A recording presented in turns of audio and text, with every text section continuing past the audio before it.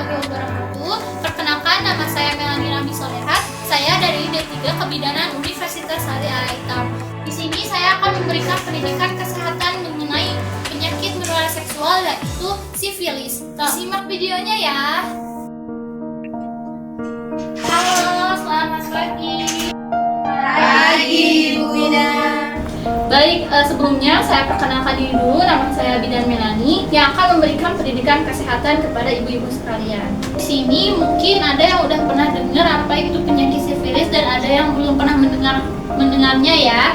Udah, kita mulai aja. Jadi apa sih itu sifilis?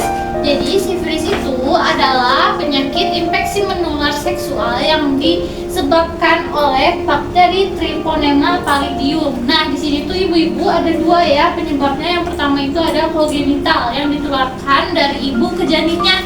Lalu yang kedua yaitu melalui hubungan seksual atau berbagi jarum suntik. Nah, di sini ada gejalanya nih. Gejalanya itu yang pertama ada namanya cancer atau luka tidak sakit seperti pada kelamin, kulit, ataupun pada mata dan mulut. Lalu yang kedua ada ruam pada kulit, ada demam dan pembekakan. Nah, yang paling parah itu terjadi adanya kerusakan pada organ tubuh begitu. Selanjutnya ada hubungan antara sifilis dan HIV loh. Nah, ternyata orang yang terkena sifilis itu bisa berisiko menjadi penyakit penularan HIV. Bahkan resiko ini bisa mencapai 3-5 kali lipat penyebarannya.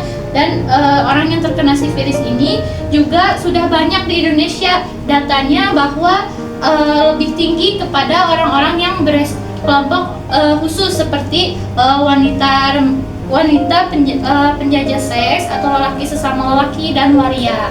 Nah, selanjutnya ada dampak dan pencegahannya nih. Yang pertama, dampaknya itu menginfeksi otak, bahkan akan terjadi kecacatan pada tubuh atau disebut dengan guma. Nah, untuk ibu hamil sendiri itu bisa mengakibatkan keguguran, bahkan janin mati dan infeksi pada bayi baru lahir. Juga ada pencegahannya nih. Ibu-ibu bisa melakukan hubungan seksual dengan aman dengan menggunakan kondom, lalu melakukan tes rutin. Lalu yang ketiga adalah tidak menggunakan jarum suntik dengan bersamaan. Untuk selanjutnya ada kabar baiknya nih bahwa sifilis itu bisa diobati. Nah, pengobatannya yaitu dengan cara efektif tentunya, dengan pengobatan yang tepat dan adekuat, dengan pengobatan antibiotik atau yang disebut dengan obat benzatin benzipenicillin. Ini tuh penyembuhannya bisa mencapai lebih dari 95%. Nah, untuk tindakan pentingnya, yang penting kita itu melakukan tes awal dan melakukan tes lanjutan. Ini dilakukan dengan menggunakan tes RPR agar si sifilis itu bisa terdeteksi dengan pemeriksaan yang dilakukan 3 bulan pada tahun pertama dan 6 bulan pada tahun yang kedua.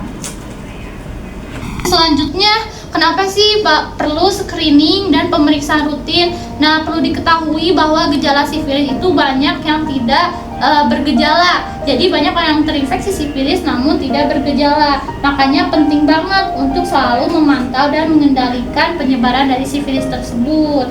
Nah, khususnya untuk ibu hamil pada pemeriksaan antenatal pertama dan pemeriksaan pada saat persalinan. Untuk kelompok khusus juga sama di screening setiap 3-6 bulan sekali.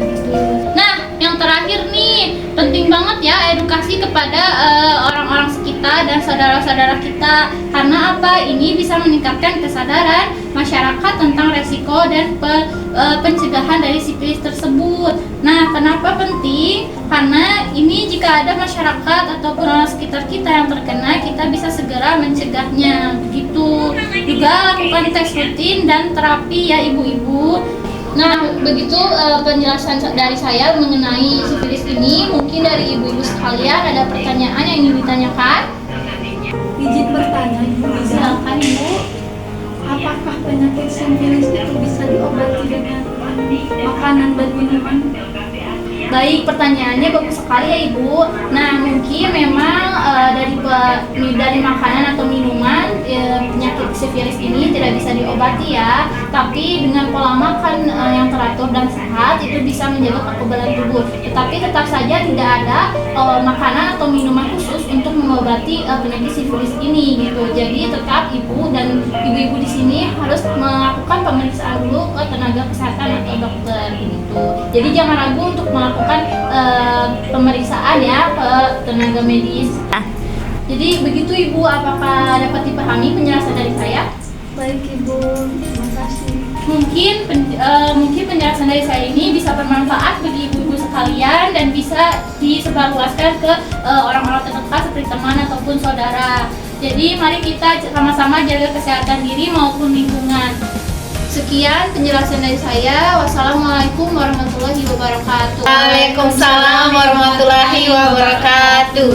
Nah, demikian mengenai video pendidikan kesehatan tentang infeksi menular seksual sifilis. Semoga apa yang sudah saya sampaikan tadi bisa bermanfaat dan mohon maaf jika ada kesalahan karena saya masih